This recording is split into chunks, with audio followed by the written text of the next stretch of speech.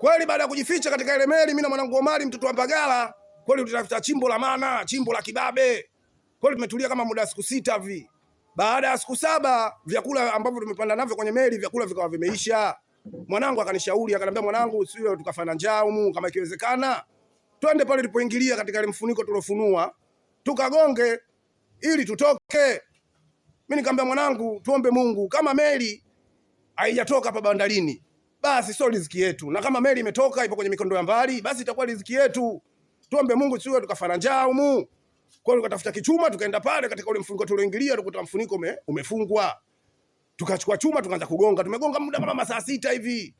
Kweli dakika ya mwisho mfanyakazi wa kwenye meli mmoja akawa anapita katika mazingira yale, kasikia makelele, watu wanagonga gonga. Kweli dakika ya mwisho mfanyakazi wa meli kafungua mfuniko, akaja kututoa mimi na mwanangu. Kweli moja kwa moja akatupeleka kwa kapteni wa meli. Kapteni wa meli akaamuru kwamba sisi inabidi fanya nini? Tuoge. Tukaoga nini, tukabadilishwa nguo, tukawa safi. Akatuuliza kapteni, "How many are you in my ship?" Yani mpo wangapi kwenye meli yangu? Sisi tukamjibu, "We no." Kweli kapteni akasema bwana, akaamurisha wafanyakazi wake, akamwambia bwana, sikilizeni. Mimi siamini kama hapo wawili kwenye kai meli. Cha msingi nyinyi bwanangu, nendeni mkatafute kasa chini, kaangalieni. Kweli kufika kule kutoka wabongo 6, wakaja nao pale wabongo 6, na wabongo sisi tulivyojificha katika ile meli hatujaonana nao, na kila mtu alijificha kwa chimbo lake. Kweli dakika ya mwisho wabongo nao wakaoshwa nini, wakaogeshwa nini fresh, wakabadilishwa nguo nini, mpaka mzima. Sasa yule kapteni wa meli akaniuliza mimi, "Bwana, tell your brother, where are you going?" Mbona bwana, mimi nikabidi niwaulize ndugu zangu, "Bwana kapteni anatuuliza mnaenda wapi?" Mimi nikamwambia, "Bwana kapteni, see we are going in Europe or America, tunaenda Marekani au Ulaya." Kapteni akasema, "Bwana, this ship is not going Europe, it is not going America. Hii meli yangu haiendi Marekani, haiendi Amerika, wala haiendi Ulaya. This ship is going Australia. Tell your brother." Kweli dakika mwisho mimi nikamwambia, "Ndugu zangu, mmemsikia kapteni anavyosema kwamba hii meli haiendi Amerika, haiendi Ulaya, hii meli inaenda Australia." Wale wanangu akaniambiaje, "Mwambie kapteni, the way ship is going, the way we are going." Yani meli inapokwenda ndipo sisi tunapokwenda, sisi mabaharia. Kweli dakika mwisho mimi nikamwambia kapteni, "We going the way are you going?" Yani tunakwenda kule unapokwenda.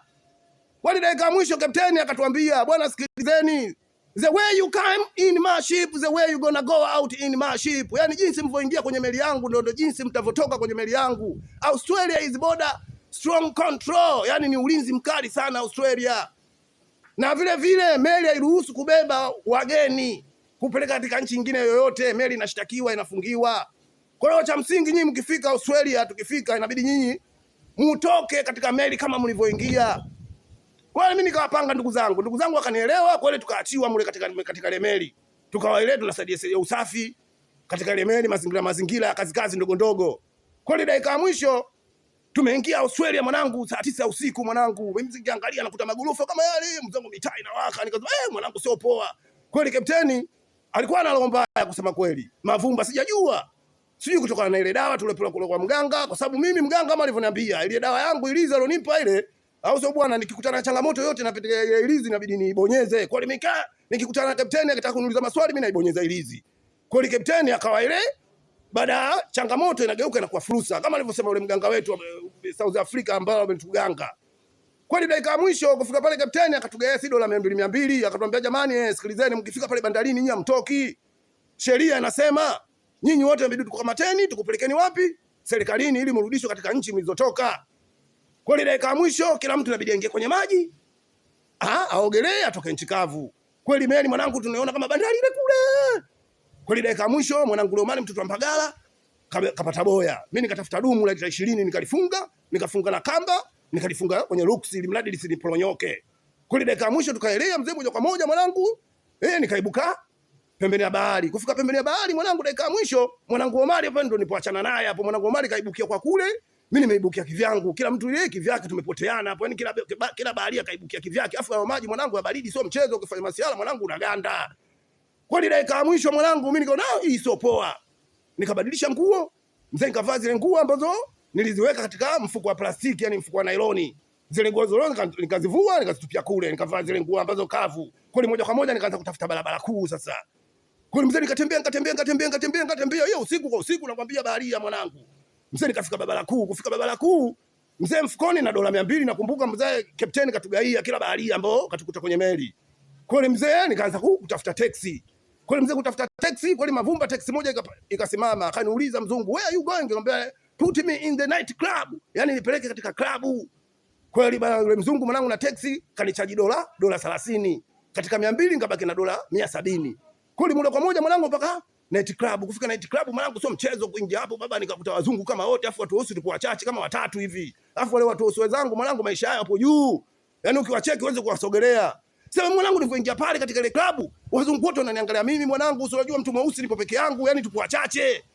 Unaona bwana, yani wazungu wananishobokea, kila mtu ukinicheki nini ananitazama mwanangu, ananitamani awe karibu na mimi. Afu mimi kawa sina habari, nikachukua mvinyo, nikanunua, nikakata noma kwanza kidogo ile aibu. Kwa nikaanza kujirusha mwanangu mandebe mzee ile. Si unajua nishengia mbele mzee, nimesahau shida dakika kadhaa.